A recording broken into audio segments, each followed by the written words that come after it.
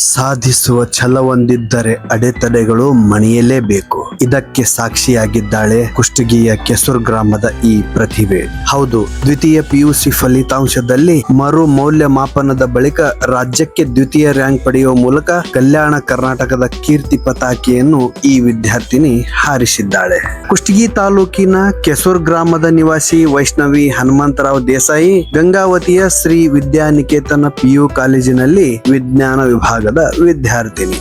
ಮೊದಲು ಪ್ರಕಟವಾದ ಫಲಿತಾಂಶದಲ್ಲಿ 595 ಅಂಕ ಪಡೆದು ರಾಜ್ಯಕ್ಕೆ 5ನೇ ರ್ಯಾಂಕ್ ಗಳಿಸಿದ್ದ ಈಕೆಗೆ ತನ್ನ ಶ್ರಮದ ಮೇಲೆ ಅತೀವ ನಂಬಿಕೆ ಇತ್ತು.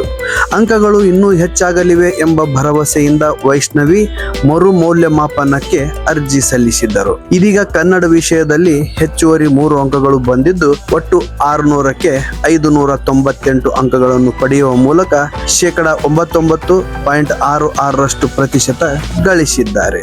ಈ ಮೂಲಕ ರಾಜ್ಯಕ್ಕೆ ಭವ್ಯವಾದ 2ನೇ ರ್ಯಾಂಕ್ ಪಡೆದು ಸಾಧನೆ ಮಾಡಿದ್ದಾರೆ. ವೈಷ್ಣವಿಯ ಈ ಅಪ್ರತಿಮ ಸಾಧನೆಯನ್ನು ಮೆಚ್ಚಿ ಗ್ರಾಮದ ಹಿರಿಯರು ಹಾಗೂ ಶಿಕ್ಷಣ ಸಂಸ್ಥೆಯವರು ಅದ್ಧೂರಿಯಾಗಿ ಸನ್ಮಾನಿಸಿದ್ದಾರೆ. ಈ ಸಂದರ್ಭದಲ್ಲಿ ಹರ್ಷ ವ್ಯಕ್ತಪಡಿಸಿರುವ ಪೋಷಕರು ಮತ್ತು ಶಿಕ್ಷಕರು ವೈಷ್ಣವಿಯ ಶ್ರಮಕ್ಕೆ ತಕ್ಕ ಪ್ರತಿಫಲ ದೊರೆತಿದೆ ಎಂದು ಹೆಮ್ಮೆಯಿಂದ ಹೇಳುತ್ತಿದ್ದಾರೆ. ಗ್ರಾಮೀಣ ಭಾಗದ ಪ್ರತಿಭೆಯೊಂದು ರಾಜ್ಯ ಮಟ್ಟದಲ್ಲಿ ಮಿನುಗುತ್ತಿರುವುದು ಕಲ್ಯಾಣ ಕರ್ನಾಟಕ ಭಾಗಕ್ಕೆ ಹೆಮ್ಮೆಯ ವಿಷಯವಾಗಿದೆ. ಈ ಸಾಧಕಿಯ ಮುಂದಿನ ಭವಿಷ್ಯ ಉಜ್ವಲವಾಗಲಿ ಎಂದು ರಣಗಲ್ ನ್ಯೂಸ್ ಕೂಡ ಮನ ತುಂಬಿ ಶುಭ ಹಾರೈಸುತ್ತದೆ.